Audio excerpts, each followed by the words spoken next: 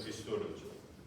In urinary system, as you know, we have kidneys, minor calyx, major calyx,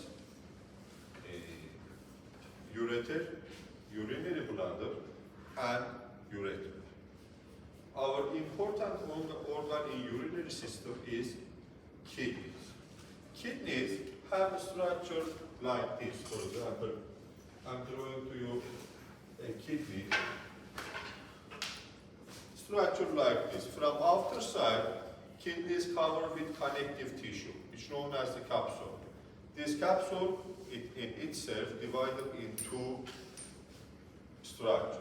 In outer side, we have outer layer of capsule composed of irregular dense connective tissue, and in inner side of the capsule, we have a tissue mostly composed of the smooth muscle cells.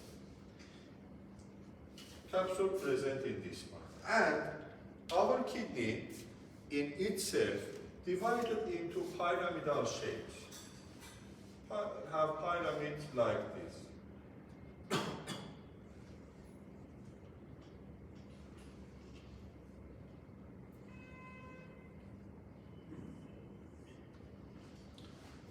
And from this side, which is known as the hillock, you can see entering and exiting blood vessels. Blood vessels, arteries enter into this side and then exit from this side.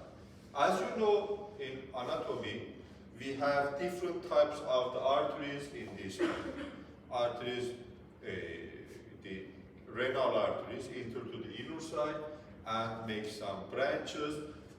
And important branches for me is the arcuate branches, which present in the outer or tip side of the pyramid structures. And after that, arcuate arteries form interlobular arteries, intralobular arteries, and these arteries have a main role in formation of the glomerular system. We will talk about that. As you know, this part is cortex, and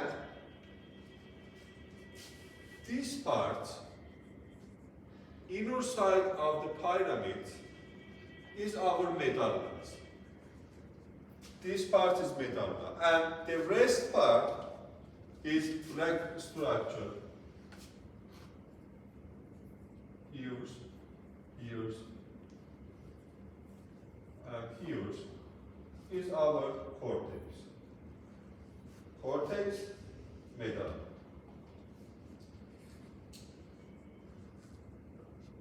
In different reference books, sometimes they enter this part of the cortex to the medulla. But actually this part is a part of cortex, not medulla. These structures, which present between the medullary pyramids, known as the cortex columns or cortical columns, present in this part, cortical columns. And this structure is our labyrinth. In the base of this labyrinth, you can see ducts of Billroth ducts, which connected to each other and transfer the urine to this part. This part is our major and minor calyx area. This is our general structure. As you know, in kidneys we have a functional part. What is the functional unit of kidney? What is the name of functional unit of kidney? Nephrons. Could you say me which structures, including the nephron structure?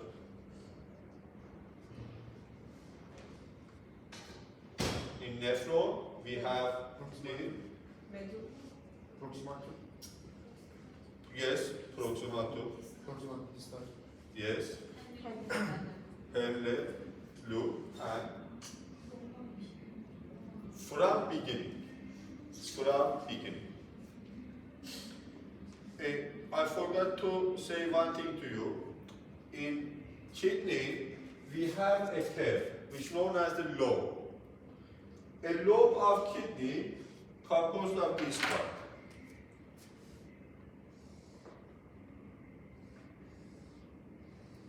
This is a lobe of kidney, composed of the medulla in the middle side, cortex and cortical columns. Half of cortical columns in both sides form a lobe. And in this lobe, we have lobules. We will talk about that lobe. Now, as you know, when arteries enter into the kidney structure, these arteries form different types of arteries. Interlobar arteries, arcuate arteries, intralobular arteries, and the intralobular arteries form the afferent and efferent glomerular arteries.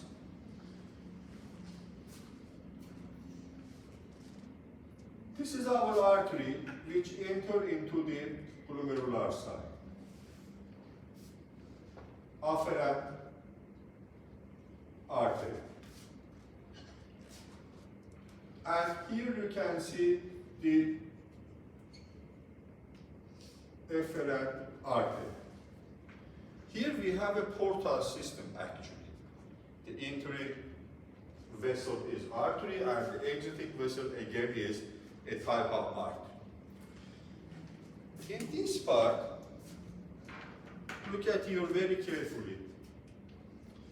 We have a clump of arterioles for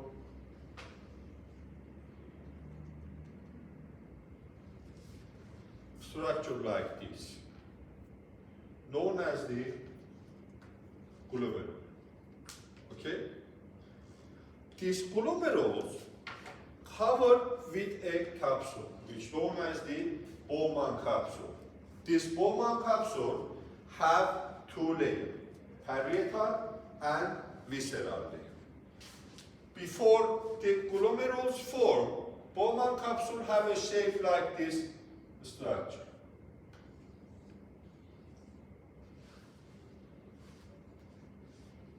Continue with the proximal tubes. But when this Bowman capsule goes to attach to the glomerules, form structure like this. Completely attached to the vessels, basement membrane. From inner side, this layer known as the visceral layer of Bowman capsule. Visceral layer.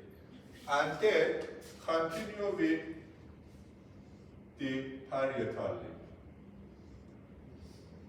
Here you can see parietal layer. Visceral and parietal layer. Which layer is visceral layer? This side. Which layer is parietal layer? This side. Between the visceral and parietal layer of Bowman capsule, we have a space. This space known as the Bowman space or urinary space. Okay? The Bowman capsule continue with the which structure? Yes. Proximal convoluted tubules.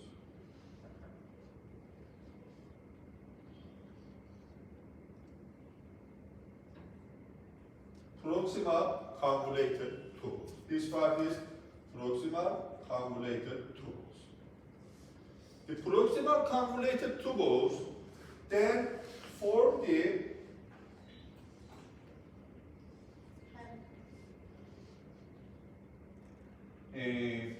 proximal straight tubules. Proximal straight tubules. Or thick portion of Henle. Descending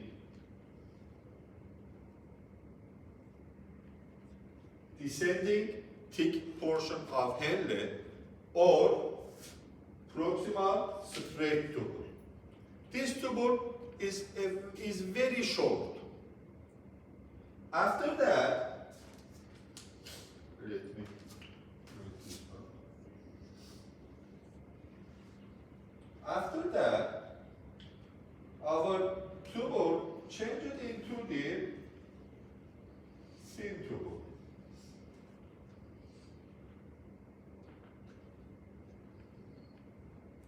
What is the name of this tubule? Thin part of Henle loop.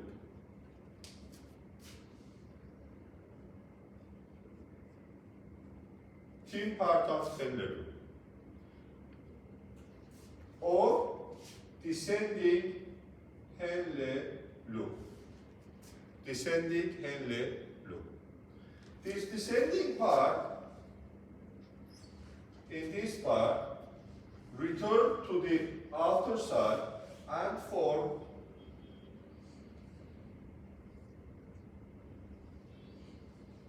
ascending Henle loop. Ascending Henle loop or thin ascending Henle loop. After that, this part changed into the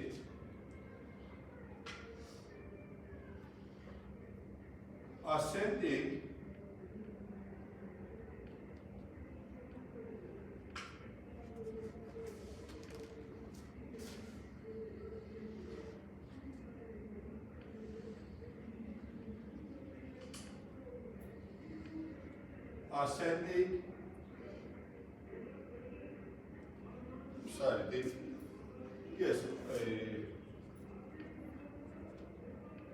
distal straight tubules. Distal straight tubules. After that, this distal straight tubules change into the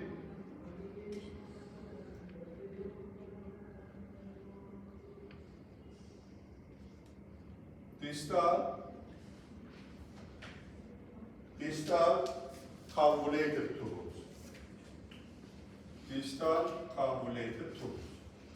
After that, distal convoluted tubules join into the, for example, this.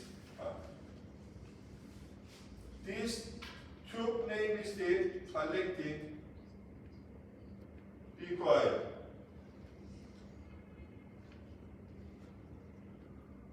Collecting tube.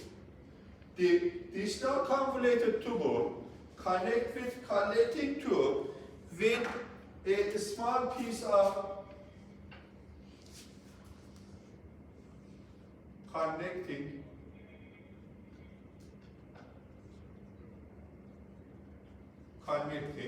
tube. Connecting tubules directly connect to the connecting tubule and connecting tubes. From this part to this part, known as the nephron. Nephron. The collecting tube and collecting tubules not included into the nephron structure. Okay? In nephron structure, we have the Bowman capsule or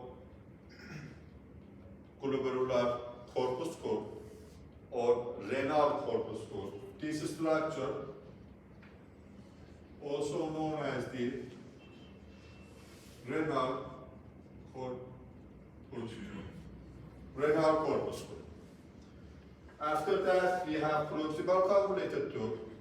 After that, we have proximal straight tube, descending loop of Henle, ascending loop of Henle,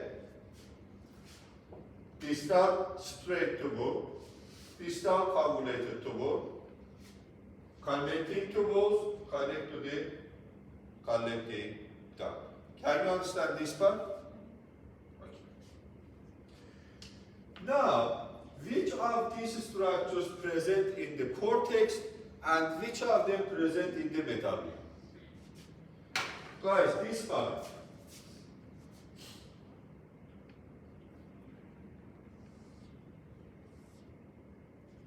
Including into the cortex. And this part is medulla. Generally, the renal corpuscle, proximal convoluted tube, a small part of proximal straight tube, a part of distal straight tube, and distal convoluted tubes, and collecting tubes present in the cortex. Also, a part of collecting tubules and tubes present in the cortex. Which structures present in the medulla? Small part of proximal straight tubules, descending Henle loop, ascending Henle loop, and small part of distal straighted tubes, and collecting tubes, distal parts present in the medulla. Okay? Can you understand this part? Do we have question from here? We have two types of the nephrons. Some of these nephrons present in the far area from the medulla. This cortex known as these nephrons known as the cortical nephrons. Present here, the glomerular part, or here, or here. Some of them present in this part, near to the medulla. These nephrons known as the juxtaglomerular nephrons. Juxtaglomerular nephrons. The cortical nephrons generally have only the Henle loops in the cortical part. But the juxtaglomerular nephrons have proximal straight tubules in the medullar side and also distal straighted tubules in the medullary side. Can you understand this one? The afferent arteriole, after exiting from the glomerular arteries, form a network around the glomerule and these nephrons. After that, this network come to the lower side and form another capillary network around the Henle loop and thick part of Henle, descending and ascending. These glomerular structures known as the vasa recta, present in these parts. Vasa recta, don't forget. Okay?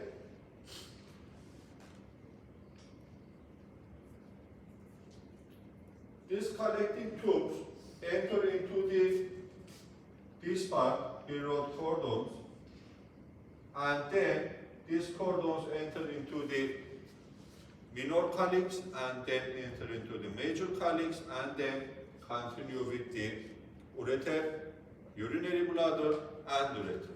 Okay? Can you understand? In glomerular side, we have ultrafiltration area. Now, we are going to talk about the special structures present in the nephron different sides. Okay? Firstly, I'm going to talk about this area, which is structures present in the renal corpuscle. In renal corpuscle, as you know, we have capillaries. Here, I'm drawing a capillary structure. This is our capillary. As you know, these capillaries have endothelial cells in their surface. This is our cells. Endothelial cells. The capillaries in this part have a special shape. The fenestrated capillary. Can you remember the fenestrated capillaries? We have three types of the capillaries, as you know. The continuous capillaries, fenestrated capillaries, and sinusoidal capillaries. In this part, we have fenestrated capillary without the other. In fenestrated capillaries, we have gaps or pores in the wall of the blood vessels. Beneath to these fenestrated blood vessels, we have visceral layer of glomerular capsule. In visceral layer of glomerular capsule here, we have special cells, special epithelial cells with a special function. These cells known as the podocytes. Podocytes present here. For example, here we have a podocyte. Large cells. These podocytes connected with the endothelial cells, basement membrane of endothelial cells. And podocytes have primary and secondary extensions or phylopods. For example, I am a podocyte. I have primary cell extension or primary food. This is my primary food. And in my primary food, I have again some small foods, my fingers, my secondary foods. Okay? I am a cell, primary foods, secondary foods. These fingers, known as the pedicels. Podocytes have some pedicels, these fingers. These pedicels connected with neighbor pedicels and form structures like this. But not completely connect to each other. Between these pedicels, we have small gaps. Small gaps present between pedicels. Let me draw to you. This is a podocyte. This is another podocyte. Have primary extension, and this primary extension form pedicels. Okay? This structure is pedicels. From neighbor podocyte, you can see extensions again, present in this one. Okay? Between pedicels, we have a gap, known as the glomerular filtration zone. Glomerular filtration zone. But here, between the pedicels, we have a membrane. This membrane composed of special molecules, generally nephrin molecule, form a membrane-like structure between the pedicels. Okay? These podocytes firmly attached to the blood vessels. Blood vessels have gaps without any membrane. And podocytes attached to this area. In the surface of podocytes, we have filtration areas. These special type of the organization let our proteins, big proteins, small proteins, special molecules continue to be in the blood circulation and can enter into the urinary side, to this part, because of this filtration. For example, if in our urine examples, the amount of creatinine increased, we should understand we have a problem with this filtration zone, okay? Because normally this protein couldn't pass the filtration area or glomerular filtration area. In glomerular filtration area, we have endothelial cells, basement membrane of endothelial cells, the pedicels, secondary foods of podocytes, and the filtration zone. In that filtration zone, we have membrane composed of special proteins or special molecules. Okay? Can you understand this part? Do you have question? It's very important. In glomerular area or in renal corpuscle, we have two poles. The arterial pole, this part is arteriolar pole, and this part is urinary pole. Urine, which form in this part, enter to the urinary pole. After that, this ultrafiltration enter into the proximal convoluted duct. In proximal convoluted duct, in proximal straight duct, in distal straight duct, and distal convoluted duct, we have simple columnar or simple cuboidal epithelium. Generally simple cuboidal epithelium. Okay? Simple cuboidal epithelium. But these epithelial cells have a little higher length in proximal convoluted duct in compared with distal convoluted duct. In proximal convoluted ducts, high amount of ultrafiltration reabsorbed into the which area? Into the connective tissue of this area. And from this connective tissue, again, enter to the blood circulation via vasa recta. Okay? And in proximal straight tubules, again, we have cuboidal cells. In this part, we have two terms which confuse in your mind. Proximal straight tubules synonym or equal to descending thick part of Henle.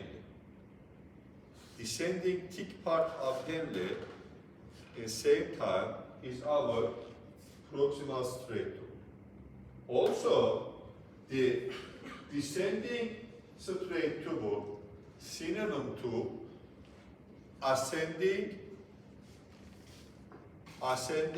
thick part of the Henle. Okay? Synonym.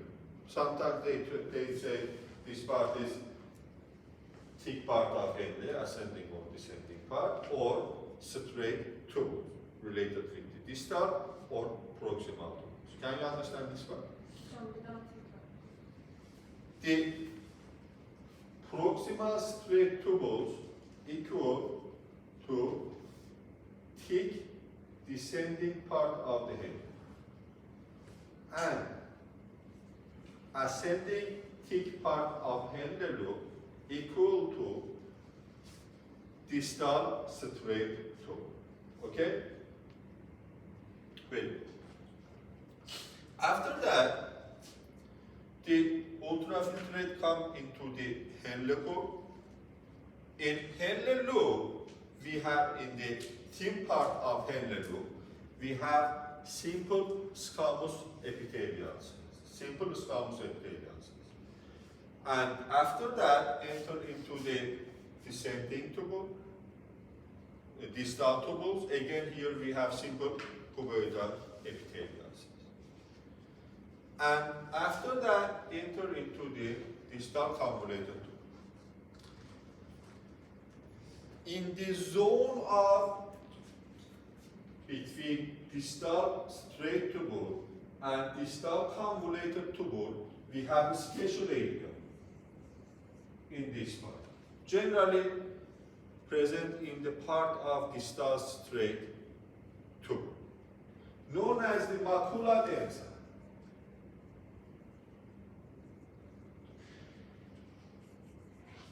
Macula densa. The macula densas neighbor to the glomerular part and attached to this part. In macula densa, we have special cells with special ciliums. These cells in macula densa have a role in monitoring of the quality of urine, amount of sodium in the urine. When the amount of sodium increases in urine, these macula densa cells send information to our body to do some protective actions to protect, to decrease the sodium level in the body, for example. In macula densa, we have higher cells than normal cells of the distal tubule, and these cells packed very compactly packed in this part, in only one area of the distal convoluted tube, and have ciliums in their surface. Okay? Macula densa cells is a part of a system, juxtaglomerular apparatus. Did you hear juxtaglomerular apparatus? We have juxtaglomerular apparatus or system. In juxtaglomerular system, we have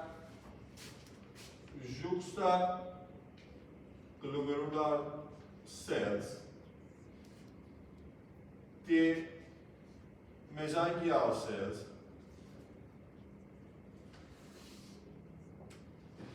and the macula densa.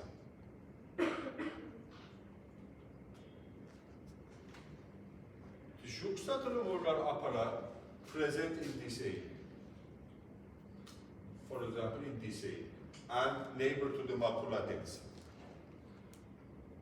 This apparatus have a role in production and monitoring in production of the renin and monitoring the quality of the urine, and also have a role in increasing the blood pressure. Increasing the blood pressure. In juxtaglomerular apparatus, our first cells is juxtaglomerular cells. What is the place of this? These cells is very important.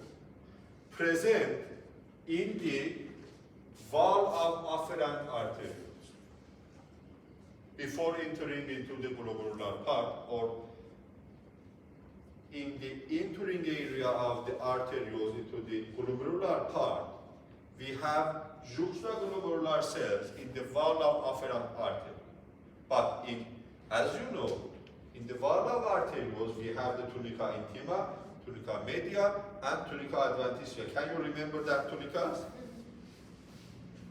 In tunica intima, we have the endothelial cells and connective tissue. In tunica media, we have muscle cells. Can you remember? Yes. And in tunica adventitia, we have the connective tissue. In tunica media, don't forget, in tunica media of the afferent arterioles, the smooth muscle cells changed into the juxtaglomerular cells, the smooth muscle cells. Changed into the juxtaglomerular cells. And and secrete and deposit renin in their cytoplasm. When our body needs renin, these cells secrete the renin to the blood circulation. Okay? Can you understand this part? And renin is a part of the renin angiotensin aldosterone system. You know the renin angiotensin aldosterone system? Yes. What is this system and what is the role of this system? In endocrine system, I think you will hear the renin angiotensin aldosterone system. What is the role of the renin in this system? No. Do you know the angiotensinose? Vazokonstriksiyonu sağlar mı? Sağlayacak da nasıl? You know the angiotensinose come from the hepatocyte. Angiotensinose need to change into the angiotensin 1. This reaction need renin. Renin help to change help angiotensinose to change into the angiotensin 1.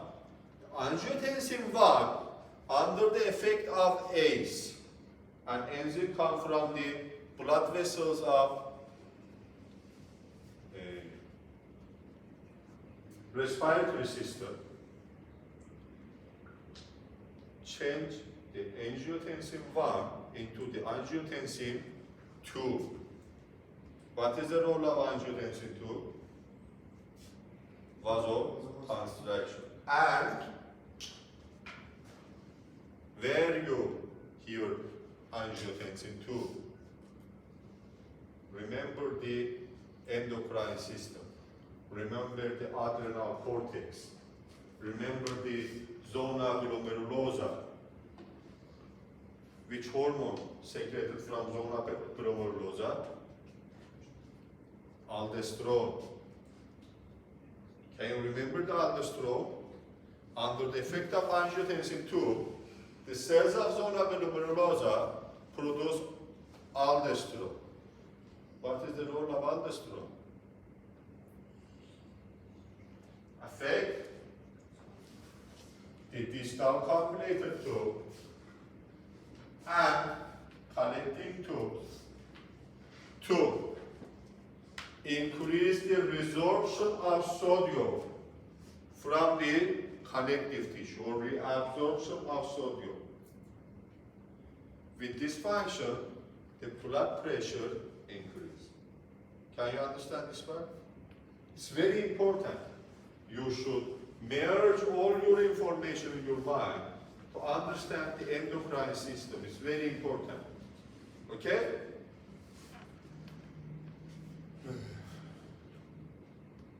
Okay. As now you know the aldosterone affect the distal convoluted tube and collecting tubes. Let me back to the juxtaglomerular apparatus. Our first cell in juxtaglomerular apparatus is juxtaglomerular cell, and now you know these cells is a type of differentiated smooth muscle cells present in the tunica media of afferent artery. Beneath to these cells, as you know, we have macula densa cells. You know the macula densa cells. And also, we have mesangial cells. Where is the location of mesangial cells? The mesangial cells present in this area.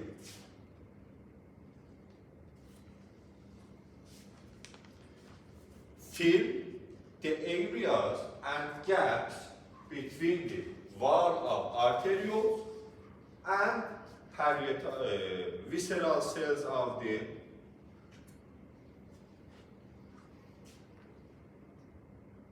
Bowman capsule. And these cells divided in two different cells. The intraglomerular mesangial cells and extraglomerular mesangial cells. In juxtaglomerular apparatus, we have extraglomerular mesangial cells, which present in this part. In this part and this part. Extraglomerular mesangial cells. Okay, now you know the juxtaglomerular apparatus composed of the juxtaglomerular cells, extraglomerular mesangial cells, and macula densa. And also you know the role of the juxtaglomerular apparatus. What is the role of juxtaglomerular apparatus? Monitoring the quality of urine and secreting the renin from the juxtaglomerular cells. What is the role of intraglomerular mesangial cells? Intraglomerular mesangial cells present in the glomerular side and fill that area like connective tissue cells, have a contractile capacity, have phagocytic capacity, have capacity in production some secretory vesicles, and have a supportive role. Here we have a specialty between the mesangial cells, intraglomerular mesangial cells, and endothelial cells. We don't have basement membrane. And mesangial cells have a contractile capacity. This capacity active under the effect of angiotensin II. One of the roles of angiotensin II is affect the muscles around the arteries and do the vasoconstriction. The other role is have a role in the production of aldosterone. And the other role of the aldosterone, angiotensin II, is affecting the mesangial cells, intraglomerular mesangial cells in this part by disaffecting the wall of glomerulus or the wall of the arterioles present in the glomerule constricted. Blood following decrease in this part. With this function, again, the blood pressure increased. Can you understand? It's very easy. I think. What do you think? Is it easy? Okay. The collecting tubules again have simple columnar, simple cuboidal epithelium, but in the wall of the collecting tubes we have larger cells than the convoluted tubules and Henle loop. After collecting tubules, we have the minor calyx and major calyx. The wall of minor calyx again composed of the simple cuboidal epithelial cells. But from the major calyx, we have urothelium. You know the urothelium? An epithelium special to the urinary system or transitional epithelium. You know the uroepithelium from the epithelial tissue lecture. Can you remember the urothelium now? Transitional epithelium. Okay. In the wall of major calyx, we have urothelium, a type of special epithelium composed of cuboidal or columnar cells, and in the surface part, we have umbrella cells or dome-shaped cells, have a special shape and have uroplakin in their cytoplasma, and these uroplakins help to transitional shape of the epithelium.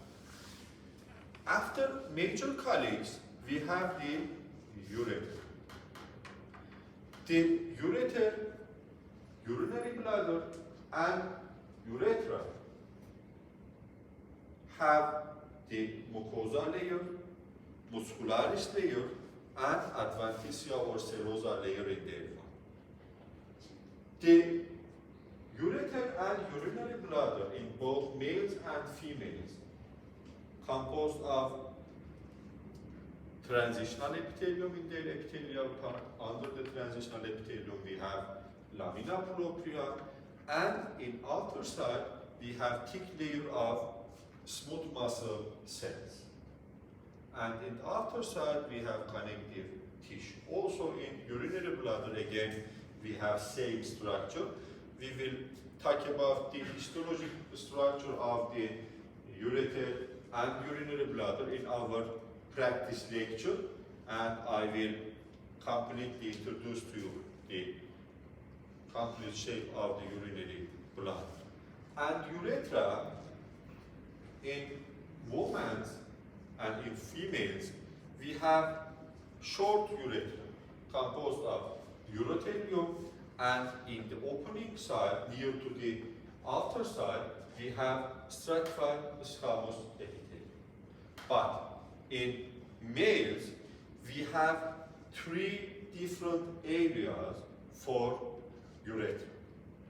The beginning part of urethra in males present in the prostate area, or known as the prostatic urethra, or urethra, and have transitional epithelium in its surface.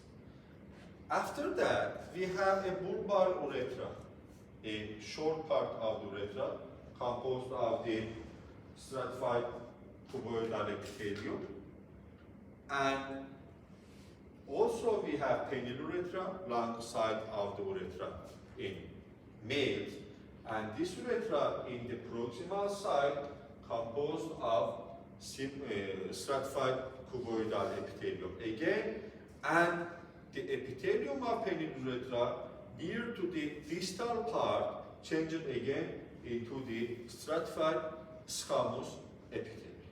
Again, under the epithelium we have connective tissue, and in some parts we have muscle tissue. Do you have questions about the urinary system? It's very easy, as you can see, very, very easy. And I think you can handle this part very well. Do you have questions?